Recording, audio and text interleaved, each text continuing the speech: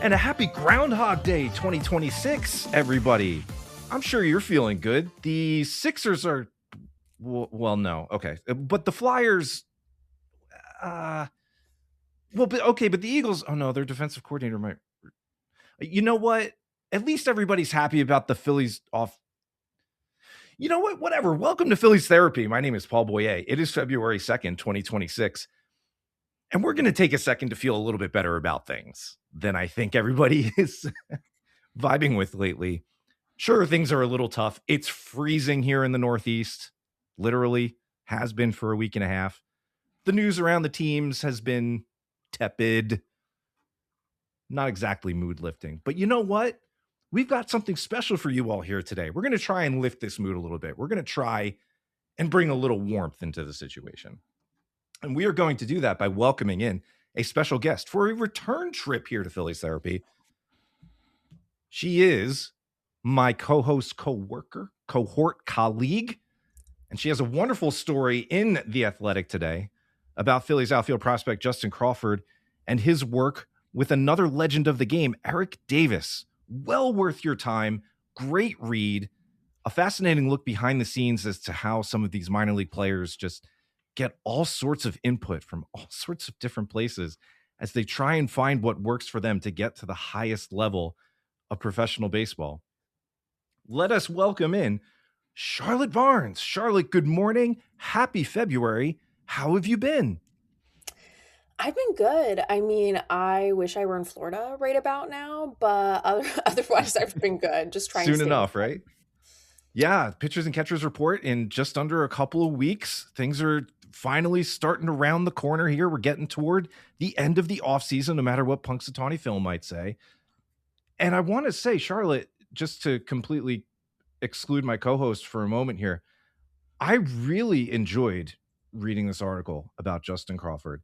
And I think it is a really nice way to look at one of the things you don't necessarily see a direct line to in like a box score or a player's stats or their numbers, especially as it relates to defense. Now, one of the things that has people going a bit back and forth and has them a bit torn about Justin Crawford is his ability to play a potential plus center field. And that's why he found a legend of the game to work with to try and get that sorted out, to make that jump. How did this all come about? And how did these two link up to try and work on Justin's game to get him to that next level? Yeah, thank you for all the kind words on the story. But Justin came into the offseason knowing that he wanted to improve on his defense, basically. And one of the nice things about having a father who played in the major leagues is he's sort of surrounded by all these former major leaguers. So his godfather, Junior Spivey, who's also based in Phoenix, as Eric Davis is, suggested, hey, like, why don't you work with ED? Like, when Justin came to him and was like, I really want to improve on my defense this offseason. So he ended up linking them. And funny enough, Junior was like coaching high school kids on the field, like right next to Justin and ED as they worked. I think like Justin ended up like giving advice to some of the kids, but basically his godfather connected them. And I think Eric is someone who really prides himself on helping young players in the game. Like he was really excited for the opportunity to help Justin. So that's sort of how it came about. Is this where you want me to talk now, finally, Paul? Yes. Yes. Hi. I'm also joined, as you may know, by my typical co-host, Matt Gelb, who did not talk to Eric Davis. Nope. And I'm sure is look, I'm a little jealous about that, honestly. I think there is, I mean, you get to talk to players all the time, sure, but I think there's something cool about seeing two generations of player come together. Like the game is different than it was when Eric Davis debuted, played most of his career, in the mid to late 80s on through the 90s, even going into the early 2000s when he was with the St. Louis Cardinals and the San Francisco Giants. But there's still there's some common thread to link players who come from almost a totally different kind of baseball. Eric Davis was somebody who struck out 100 and 10, 120 times in a year, and it was like, oh man, that is way too much. That's almost prohibitive. But had the physical gifts to overcome a lot of that and really stand out in a time where you just didn't see that many all around athletes like him. Fast forward to today, Justin Crawford. What's his calling card? Athleticism.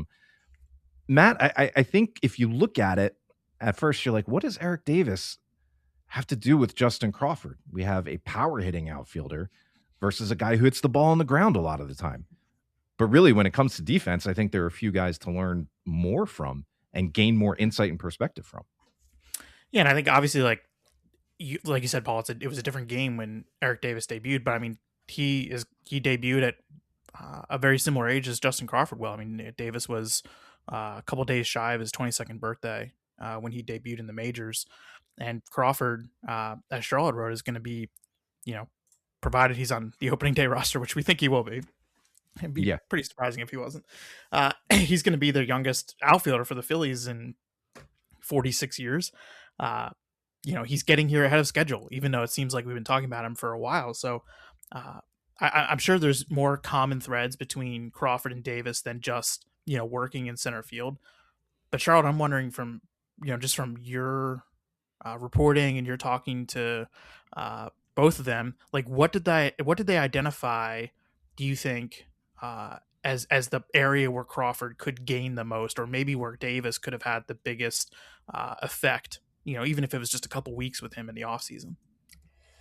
I think the pre-pitch positioning really matters, and I think it's really interesting too because I feel like that was talked a lot about last summer because the Phillies had Justin adjust his pre-pitch positioning to where he was like sort of looked like he was like stealing a base because they're like, oh, he steals a lot of bases, like this makes sense. But Davis saw that and was like, he's 6'2", like it's gonna take him like a second to stand straight up, and then like you're losing fractions of a second where you could be getting to a ball.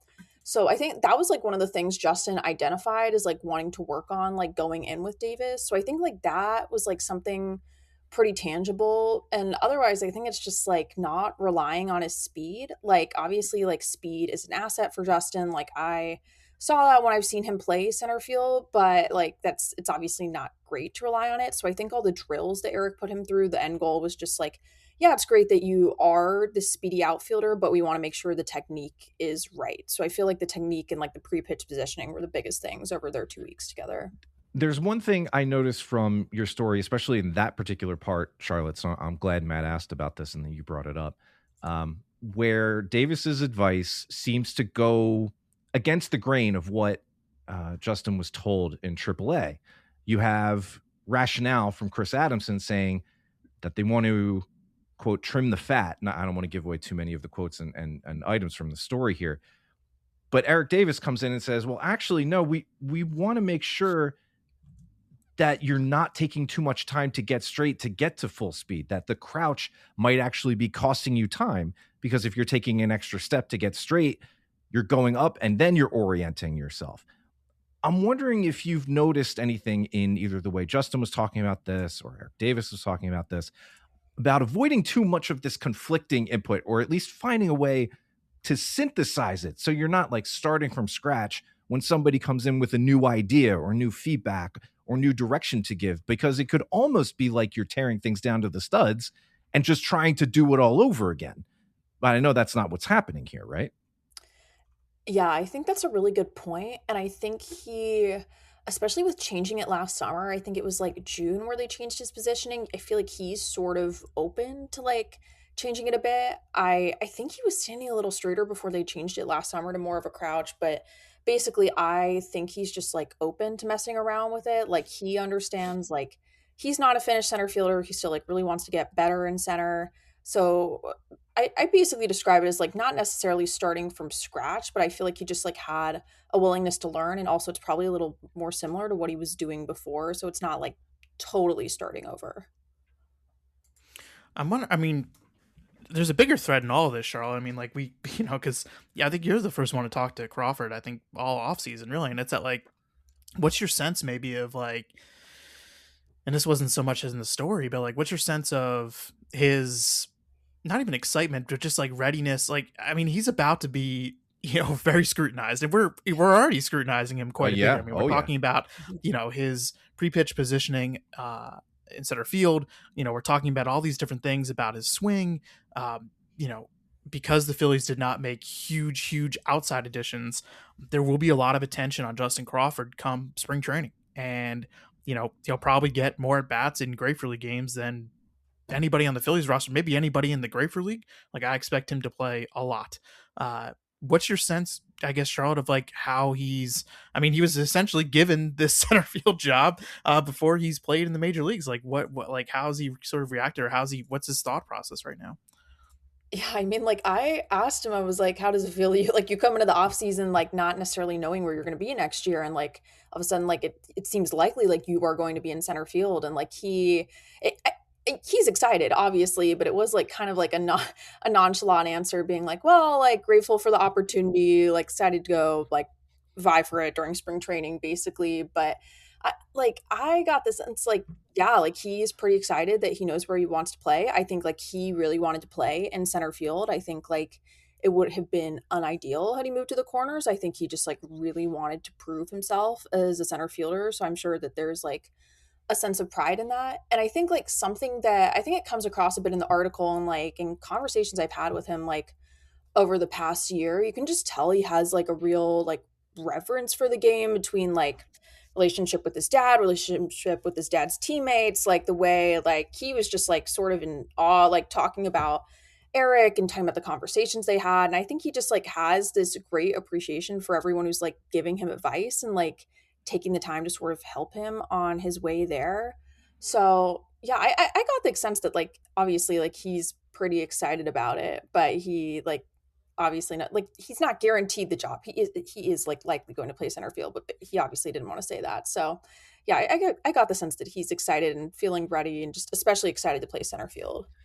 There is a sense that I get around Justin Crawford that he is going to have to face something that he hasn't faced in his time in pro ball in the minor leagues as he's climbed the system. Obviously, as a first round pick in 2022, he's had a couple of years to work his way up through the system. He's made every stop along the way. And at every stop along the way, he's performed.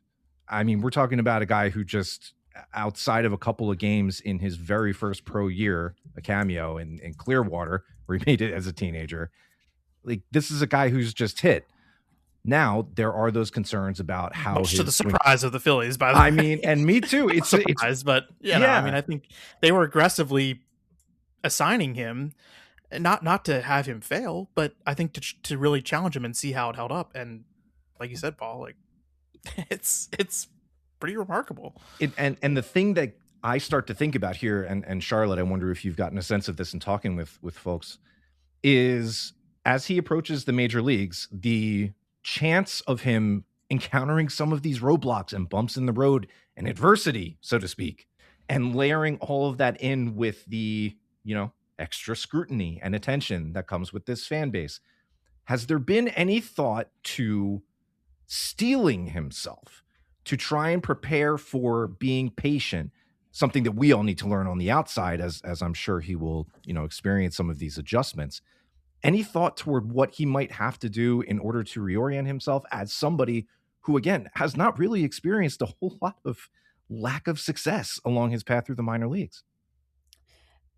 Yeah, I don't think I, like, really we didn't really get into that in this conversation, but I, like, think in previous conversations, I mean, obviously, he has not, like, failed at a broad level, he's pretty much hit everywhere, but I feel like in previous conversations with him, like, he has talked about, like, knowing some days, like, that you're gonna go 0 for 4 and, like, that's okay, and I feel like I just get the sense that he is uh, pretty calm. I think he's, like, used to adversity, and I think part of that is, like, watching his dad's career. Obviously, like, his dad had a long, successful career, but I think, like, I don't mean to keep falling back on, like, he's been around the game a long time, but I think Mhm. just, like, being around baseball, like, basically his entire life is, like, sort of given him a sense of, like, you're not gonna, like, hit a home run all the time, especially him as, like, he grows into his power. Like, he recognizes, like, he's not going to hit, like, every single day, and I think I got the sense that he's okay with that. Like, when we talked last summer, I know he mentioned, like, meditation is something that helps him a lot. Like Oh, he is like really into his routines. That's something he's gotten from watching his dad's teammates. So yeah, I don't know. I got the sense, like, just from talking to him in the past, I get the sense that he is like someone who's calm and like sort and confident in himself. And obviously, like, yeah, there might be some failure at the major league level, which will be nothing like he's experienced before. So we'll have to see like how those traits play out if that happens. But yeah. I guess as one quick follow up to that, just that you mentioned routine, and I think that's interesting because you mentioned in Charlotte, you mentioned in your mailbag recently, one of the differences you noticed between the Phillies and the Athletics, the players, the clubhouse, is that a lot of the guys on the Phillies seem to have routines locked in. There's a lot of activity. There's a lot of buzz. There are guys just going about their business. Do you feel like Crawford already having a routine sets him up to integrate more smoothly into this clubhouse that way? Yeah, I definitely think that's the case. And I feel like that's something like coaches mentioned a lot last summer when talking about Justin too, just like his routine. And like that it is like such like a baseball thing to fall back on, but like he like I get a sense that like he knows who he is, like he understands how this game works. Like and I definitely think that's going to help when coming up with a lot of players who have obviously been in the game a very long time, obviously already have all that established. I think like having that set up as a young player, like if he were to like just fail at like a major scale at the major league level, I think at least like he can fall back on the routine and fall back on meditation, his habits and whatever. Yeah, and one of the things I think that they're hoping he can fall back on is just being a solid center fielder, right? I mean, because like I think there's a again a larger conversation that you know we can have, and you're not having it with Justin Crawford. But it's like the expectations need to be measured here, right? I mean, like he's probably going to bat ninth. He, Hmm. like you said, Paul might need to make some changes before he has uh, offensive success in the major leagues. Maybe, maybe not. I mean, like so far he hasn't had to make too many adjustments, but I think the idea of Justin Crawford works so much better if not only is he playing center field, but he's playing an above average center field. And I think depending on who you talk to in Charlotte, you've talked to a lot of people about this. Like there it's not that people don't think he can be that at some point. I think the current debate is whether he is that right now. But he projects in center field, and the fact that he has identified and is working on these very specific things, with Eric Davis in the offseason, obviously doing his own work too. I I think it's certainly there are people who will be like, well, he needs to make offensive changes too, and maybe he will at some point. But to start with the base of what he is as a hitter, and then raising the floor of what he is as a defender, like the defense will really matter, I think, in his rookie year, because that more than anything might be what keeps him on the field. Yeah. Yeah, I definitely agree with that. Like he like I agree with tempering the expectations. Like this is a veteran team. Like he probably is going to bat ninth. And I think there's just been so much hype over him and also with hitting at every level that people are just gonna have like unfair expectations. Like like he's 22. Like it would be very fair. And I think the defense, like you said, is like a big thing to fall back on. What he is going to be is he's going to be fun. I mean, he's going to be something different, right? I mean, even if we're not Yeah. sure what it's going to look like numbers wise, but I mean, he's going to be different. I mean, like uh, Charlie, you saw him a bunch at AAA this year. I watched him a little bit. I mean, like the best compliment I heard a teammate give him at AAA was that he's annoying, right? That he's like a pest at the plate, and like you'll see him take these ugly, butt out swings and foul off a ball that like he had no business making contact of. But you're like, he annoys the pitcher, and he has these long at bats. At least at AAA he did, and he just grinds these at bats, and then he'll take this again like an ugly swing, and he'll end up just shooting it the other way and ends up on second base. And it's just like his bat to ball skills are obviously really impressive, and in a sport where uh, slug generally rules, and maybe it's leaning the other way. He's going to be different. It's going to be something interesting to watch, no question. Yeah. Yeah, I feel like I remember like Chris Adamson like telling me something similar of like just his ability to foul off pitch after pitch that he like should have again like no business fouling off. Is sort of like what impresses him the most, his way he can just work an at bat. Charlotte, as we get set to wrap up here, and thank you again for your time and your story. Everybody out there, of course, go check it out. It's on theathletic.com. As we get set to start thinking about Clearwater, you mentioned at the top, you're thinking about warmer weather. Well, you're about to get it. At least you have a closer exit in sight than a lot of us. As you get ready to head down for pitchers and catchers and the opening of camp, what is something that you were looking forward to as this camp opens, either to cover or just experience down in the area here in 26?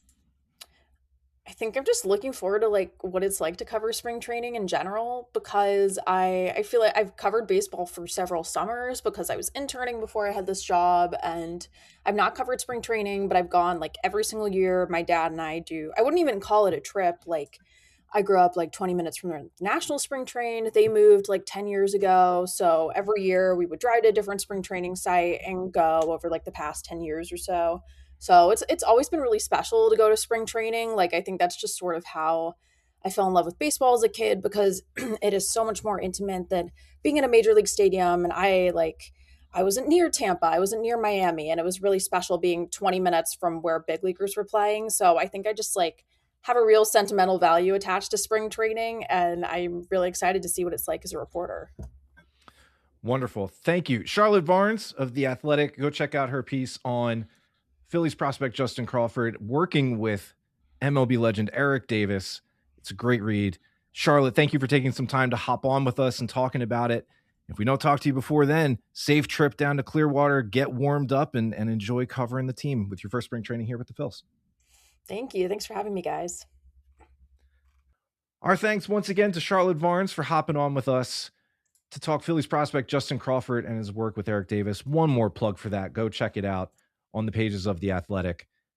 Really insightful read into one of the game's up-and-comers working with one of the legends of the game in Eric Davis. We bring you back here with just the two of us, myself, Paul Boyer, my co-host, Matt Gelb. We want to talk a little bit here as a postscript to this morning's conversation about Alec Bohm, everybody's favorite topic of conversation these days. And we want to talk about Alec Bohm, not really because of anything Alec Bohm has done recently, but because news came out yesterday over the weekend that the Cincinnati Reds and Eugenio Suarez agreed to a one-year deal for about $15 million.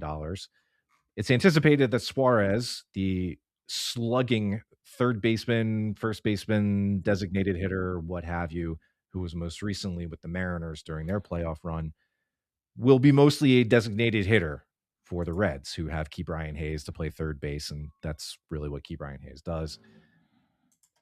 Matt, I think now as another team makes a move at a third base adjacent position, it's really kind of only a tangent as far as Suarez is concerned, but we'll keep this going for a second here. As another team makes a move related to this, adds a little bit of slug, although Suarez is known for having a few holes in his swing as well. There seems to be some consternation growing around Alec Bohm's continued presence on this roster. He's just catching a lot of the strays and a lot of the heat and a lot of the ire from this offseason. It's all seeming to fall on Alec Bohm, even if it's not necessarily his fault. A lot of folks may look at Eugenio Suarez as another chance at a missed upgrade, a chance to add maybe a little more power to the middle or bottom half of a lineup that currently is set to slot Alec Bohm as its cleanup hitter. That's not really Alec Bohm's fault, but that's just where a lot of this comes from.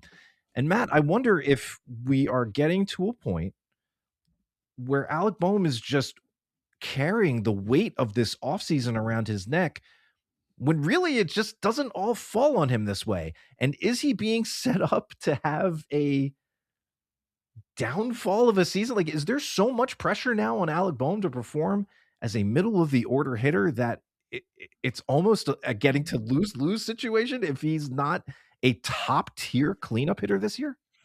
I can't believe we didn't in the open manage to work on a Punxsutawney Phillies joke, where they pulled him out of the hole and he saw the same Phillies roster and was like, well, you just made it now. 6 more months of Alec Bohm batting cleanup.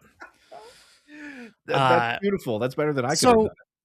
I think there's a couple things here, right? It's like the reason why I think you said catching strays or drawing the ires is a little self-inflicted here because the Phillies have not of course, they haven't come out and said they're trying to trade Alec Boehm. They're not going to say it out loud, but they, for the last two off seasons, were trying to trade Alec Boehm, and like Yeah. and obviously, like, we're close, really close to moving on from him by signing Bo Bichette. So I mean, the fact that they have not been too secretive with how they feel, I think certainly it will create an outsized attention on Boehm, because everybody knows that he's not in their long term plans, right? I mean, like, Yeah. that's been that way for a couple years now. I think it's been pretty clear. I mean, he'll be a free agent after the 2026 season.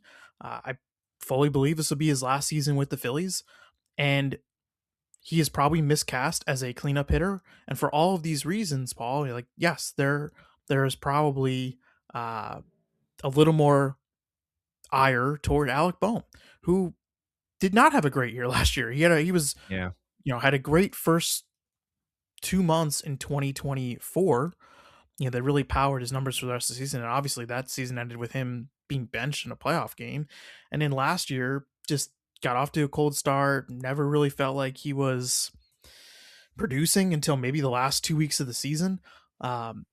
Here is my hottest take. He should not bat cleanup on opening day, not because I don't think he can do it, but because, like you said, Paul, you're not setting him up to succeed. Mm. And so then you're like, okay, well, that's easy to say that. Who's batting cleanup? And is it Adolis Garcia? It might be. It might be. I like, I don't know. But I mean, I fully expect that Harper's going to bat second and Schwarber will bat third. Okay. Like, Rob Thompson he hasn't said it out loud, but he is, if you read between the lines, if you just listen to the manager, like, he's been signaling that for months now. Okay. I think that's going to be the plan. That's fine. Harper wants more protection. Fine. Like, and also, There you like, go. Yeah. you're going to dare teams to go left on left with both those, with Harper and Schwarber again in later innings. Fine.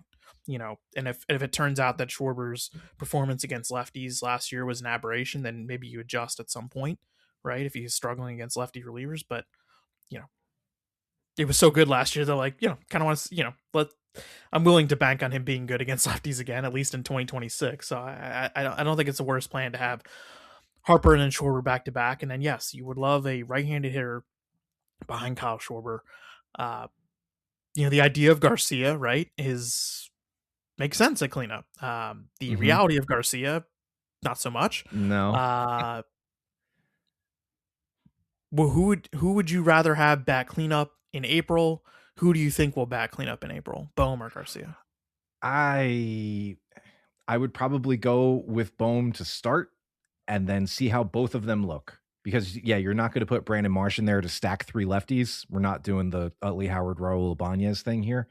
You got to, because Garcia's last couple of years have just not been great. Yes, more power than Boehm for sure, but Boehm puts the bat on the ball more than Garcia, which I think could be important behind Harper and Schwarber. Go with that to start. Yeah, there's different ways of looking at it. Like, let's say Boehm has a nice spring, and you're like, hey, as a token of us believing you're our guy, like, hey, you're a cleanup guy on opening day. You're batting fourth. You're our guy. We trust you. Yeah, it feels like another one of those, hey, yeah, sorry about all this, kind of like what they did with the third year with JT. Like, hey, you know what? Yeah, okay, you're right. Go ahead and back clean up for a little while. Let's try and smooth this over. And let's be real. I mean, like, Alec Boehm has a lot at stake in 2026. Oh yeah. I mean, I mean, he's got a lot at stake, and I know in talking to people around him that there's been quite a bit of adjustments. I think some changes in his swing and how he approaches things this offseason. All that said, Paul, I wonder, like, I would pose this to you, like, what would you want? Would you want Eugenio Suarez at third base on a 1-year, $15 million deal, and Boehm traded for another team's ninth best prospect? Or would you rather have Boehm on a 1-year, $10 million deal and play it out for 2026? Which door are you walking through? I prefer the current situation. I think Suarez is clearly, as somebody who hit 49 home runs last year, has hit more than 40 home runs previously. Would have batted cleanup probably for the Phillies. Probably. But that's almost all he does right now. And I know that's sort of like who was it, Buddy Ryan, who said about Chris Carter, like all he does is catch touchdowns. It's not exactly that, right? Because there are a lot of flaws to Suarez's game. We're not even talking about the defensive part of things. You can't DH him because Kyle Schwarber is there, and Exactly. He would have he had to is play not third base he is not a good third 120 baseman. times. Yeah. No, he's not a good third baseman. He's not going to play on third base for Cincinnati. He was not signed to do that. Yeah. He's I- he's fine. I like the current situation for roster fit more, even given Alec Boehm's own flaws. I think he's a better fit right now for this season. I probably agree. I think the Suarez deal 1 in 15 is totally fair. I think there was a lot of people who were like, wow, like how could no one have done better than that? It's No, like, I think that's fine. Yeah. I mean, he didn't sign until February 1st for a reason, and he only signed for 1 year for a reason. I mean, I think there were a lot of things after the trade to Seattle that stood out as red flags. I mean, he was available last deadline, and the Phillies were just not interested. And he wasn't. I mean, what didn't take very much to get him from Arizona. I do think that the third base situation is very much a fluid thing in 2026 for the Phillies. I think it is 100% subject to change. I do think that Aiden Miller will play some third base in Grapefruit League games. I think that is their plan. I think he'll play a little bit of second, but more third. Okay. And I don't think that's done to like intimidate Alec Boehm, but I think it could be a motivating thing. He's in his walk year. He sees competition. There's a guy coming behind him, and competition is a good thing. Competition can bring out the best in somebody. Competition could force you to make a change if it doesn't bring out the best in somebody. So would it surprise me if on September 1st, Aiden Miller is the third baseman? No. I mean, even August 1st. No, it would not surprise me. Would it surprise me if Alec Boehm, a motivated Alec Boehm, had a season closer to 2024 than 2025? No, not at all. I mean, like, I agree with you. I mean, I think a lot of this is unfair because of the circumstances. And yes, he's going to get a lot of ire directed toward him. But, I mean, I don't know.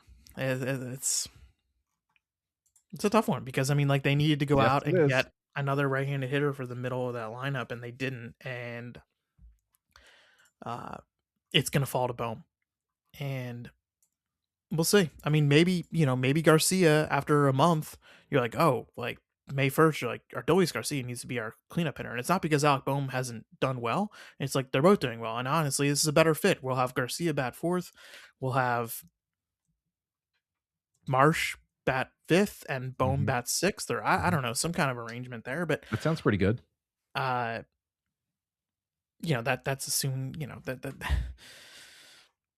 can Adolis Garcia save Alec Boehm? I don't know, because essentially that's what you're saying that needs to happen. Well, yeah. But, this is a thing that's come up in our Discord over the last week or so.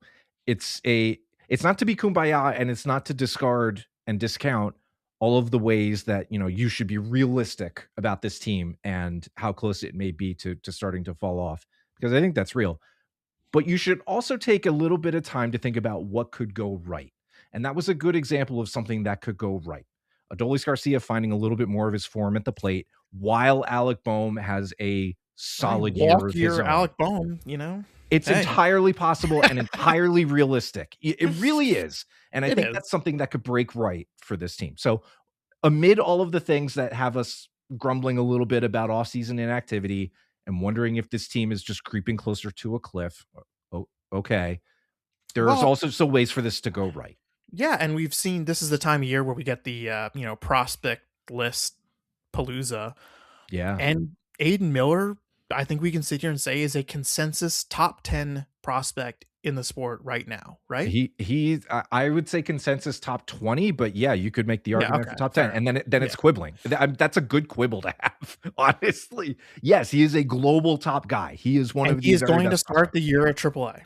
Yep. Which means that he is one step from the majors. Mm-hmm. Will he be a contributor in majors this season? I have no idea. Is it possible that he is? Like, reasonably possible? Yeah. Like, yes. Absolutely. Yeah. I mean, absolutely.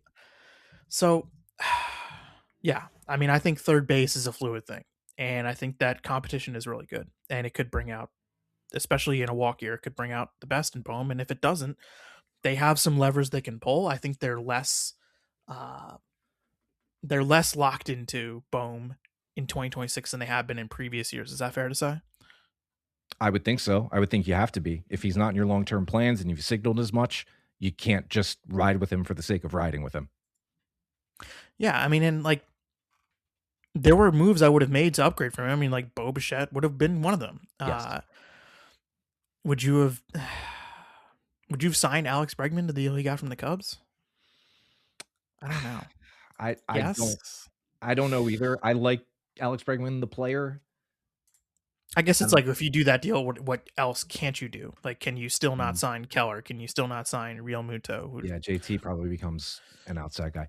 Yeah, it's approaching moot point territory. It's interesting to think about, and I'm sure it will come up plenty of times throughout the season if anything goes sideways. But for now, this is what we got, and I think there are ways that it could go right.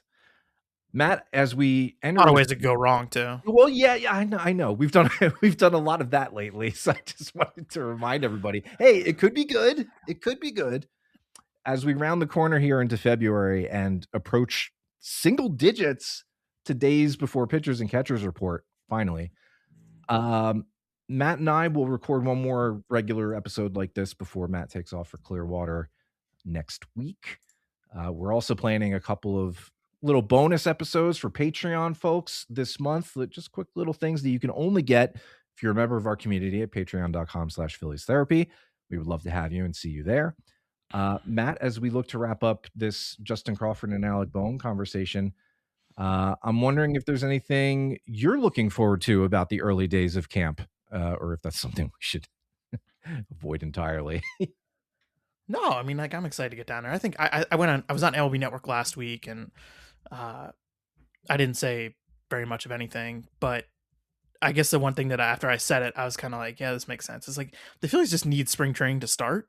And Paul, you kind of like you alluded to it at the beginning of this episode. It's like, it's like, yeah, if Philadelphia sports fans are generally in that seasonal depression time where the Super Bowl is happening without the Eagles and everything else is just kind of like, although, hey, the Sixers West Coast trip this weekend, I'm going to be staying up late to watch them. But they just need to get to spring training. Like, people need to see them get to spring training. Then they need to just start playing games, which will be happening before the end of this month. I think spring is obviously a time for optimism. That is generally how it is. And so, I think there's plenty of reasons to be optimistic while pointing out the potential pitfalls. And I think we've done both of those things. And next week, I think we're going to have a fun. We're going to be drafting our spring storylines or our spring. We haven't decided yet. Something about the spring. It's as close as we can get to having like an actual annual recurring bit so far. That alongside the props, the over/under props. So stay tuned for that. That's coming. So there we go. The spring does need to start, but like I said, we will talk with you all again one more time before all of that happens. We'll set the stage. We'll get ready for the guys to actually publicly, I know a lot of guys are already down there, publicly report and get those workouts started. Yes, believe it or not, a lot of guys live in Florida and they go to the complex. Yeah. So there we go. Thank you everybody for listening. This has been Phillies Therapy, part of the Believe Podcast Network. For Matt, I am Paul, and we will talk to you again soon.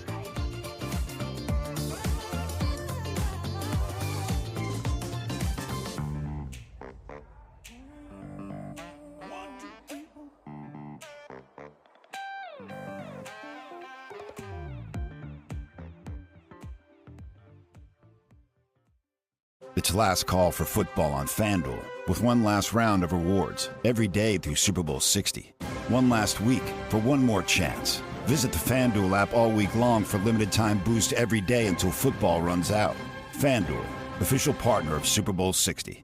New customers bet $5 and get $200 in bonus bets if you win. 21 plus and present in select states. First online real money wager only. $5 deposit required. Bonus issued as non-withdrawable bonus bets which expire 7 days after receipt. Restrictions apply. See full terms at FanDuel.com/sportsbook. Gambling problem? Call 1-800-GAMBLER or visit rg-help.com. Shopping with your parents can be embarrassing. Why would they sell jeans with holes in them? I'm going to speak to the manager. Mom! That hoodie is giving. You should get it. YOLO. Thanks to the Chase mobile app, your kid can shop independently while you keep an eye on their spending. So you can go from... We can be twinsies. To...